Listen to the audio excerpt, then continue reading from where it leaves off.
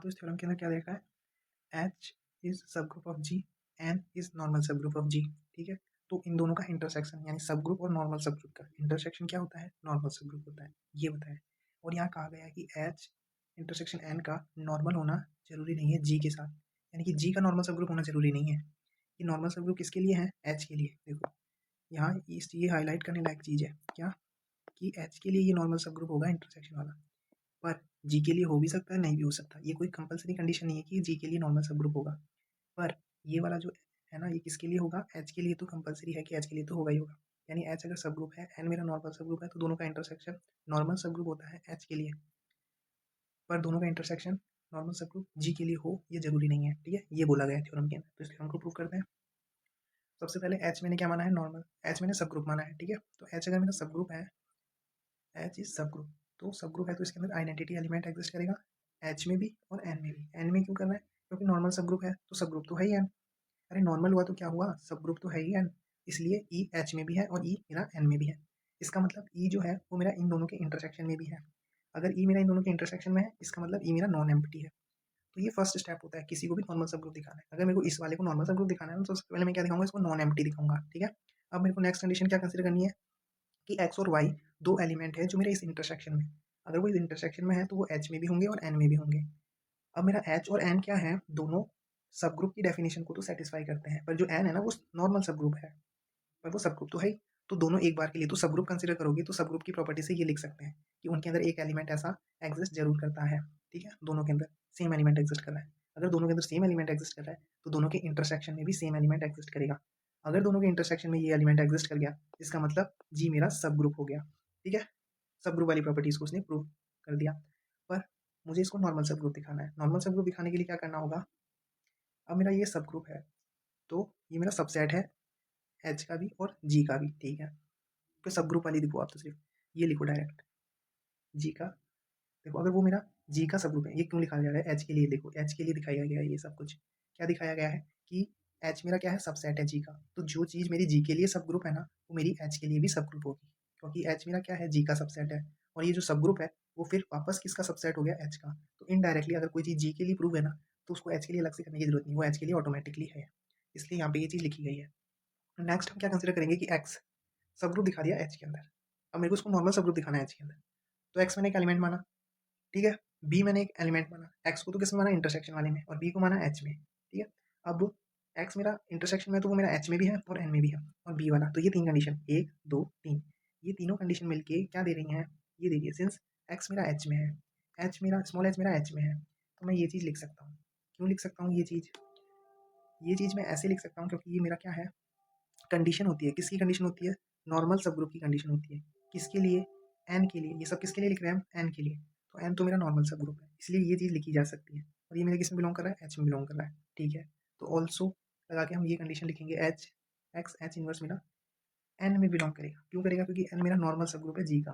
ठीक है, फिर क्या लिखूंगा, ये एलिमेंट मेरा एच में बिलोंग कर रहा है और ये वाला एलिमेंट मेरा एन में बिलोंग कर रहा है।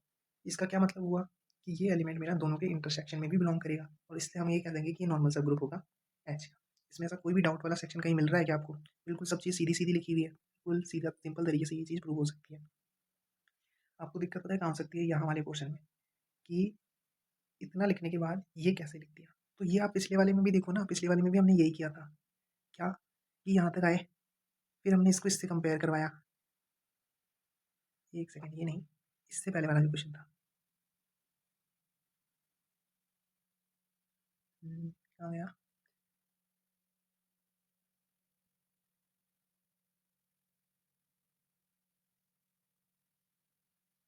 जहाँ मैंने तीन वाले बनाया था ना, वो एरो सा भी बनाया था, फिर कैसे नहीं रहा।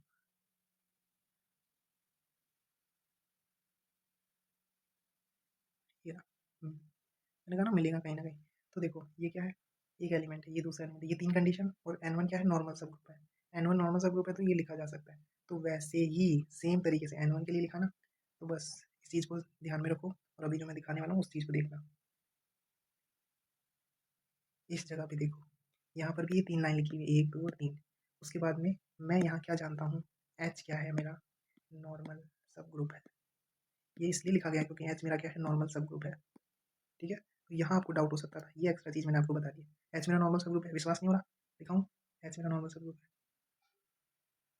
ये देखो एच मेरा क्या है, नॉर्मल सब ग्रुप है, ठीक है। अब नेक्स्ट थ्योरम को डिस्कस करते हैं। इफ ये शायद यहाँ के लिए नहीं है, देखो यहाँ पे ये 3 लाइन लिखी हुई है, चलो कोई दिक्कत नहीं, पर यहाँ ये जो बीच वाला है, कौन सा ये एक्स बिलोंग करता है एन में, एक्स किस में बिलोंग कर रहा है, एन में। एन क्या है मेरा, नॉर्मल सब ग्रुप, एन क्या है मेरा, नॉर्मल सब ग्रुप। दिखाऊँ क्या? विश्वास नहीं हो रहा है मेरा नॉर्मल सब ग्रुप, दिखाऊँ?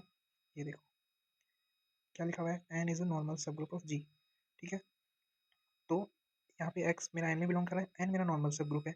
जब मेरा ऐसा कंडीशन होता है ना, ये बीच वाला जो एलिमेंट होता है ये नॉर्मल सब ग्रुप होता है, तो ऐसा लिखा जा सकता है क्या, 1 2 3, यहाँ 3 कंडीशन है, बीच वाला जहाँ एग्जिस्ट कर रहा है, किस में एग्जिस्ट कर रहा है, सेट एन में, सेट एन मेरा नॉर्मल सब ग्रुप है। ऐसी कंडीशन बनती है तो ये लाइन लिखी जा सकती है। ऐसा ही सेम हमने लिखा था, जो भी मैंने आपको अभी 2 ही सेकंड पहले बताया था ना, वापस दिखाता हूँ उस चीज़ को। देखो इस चीज़ को ध्यान से देखो, ये 1 2 3, अब ये जो बीच में एन है वो किस में है, एन वन में, किस में है, एन वन में, और एन वन क्या है मेरा नॉर्मल सब। तो ये कंडीशन होनी चाहिए, ये 3 मिलने चाहिए और बीच वाला एन वन क्या होना चाहिए, नॉर्मल सब ग्रुप होना चाहिए। तो सेम चीज़ वहाँ हुई ना, सेम चीज़ इसमें भी हुई कि ये 3 चीज़ें हैं, 1 2 3, बीच वाला एन क्या है, नॉर्मल सब ग्रुप। तो हम ऐसा लिख सकते हैं कैसा, H x H inverse belong करेगा एच के अंदर, ठीक है। अब यहाँ पर एक्स मेरा क्या है, एन में बिलोंग कर रहा है, एन मेरा नॉर्मल सब ग्रुप है, सेम चीज़ वापस, एन मेरा नॉर्मल सब ग्रुप है, तो ये चीज़ मेरी एन में बिलोंग करेगी। पहले वो एच में बिलोंग कर रही थी, क्यों कर रही थी, क्योंकि हमने बी कहाँ से लिया था, एच में से लिया था। अब बी मेरा एच में तो है ही, वो मेरा जी में भी है, क्यों है जी में, क्योंकि मेरा एच क्या है, सबसेट है जी का, इसलिए अब बी और बी इनवर्स किस में है मेरे, एन लिखा जाएगा यहाँ, यहाँ पे अब वो नहीं, एच नहीं लिखा जाएगा, क्योंकि हमने एक्स कहाँ से लिया था, एच में से लिया था, ठीक है। और यहाँ पर एक्स किस में से ले रहे हैं, एन में से ले रहे हैं। जब हमने एक्स एच में से लिया था तो ये एच में बिलोंग कर रहा था, अब हम एक्स एन में से ले रहे हैं तो ये एन में बिलोंग करेगा। अब इन दोनों को एक साथ लिखते हैं तो ये इंटरसेक्शन में बिलोंग करता है, और ये जो इंटरसेक्शन में अगर ये चीज़ बिलोंग कर जाती है तो हम इसको क्या कहते हैं, नॉर्मल सब ग्रुप कहते हैं। हो गया प्रूफ, जो थोड़ा मोड़ा डाउट बच रहा था वो भी क्लियर हो गया। इस तरह से हम इस थ्योरम को कंसिडर करेंगे। Okay, Thanks. Love you.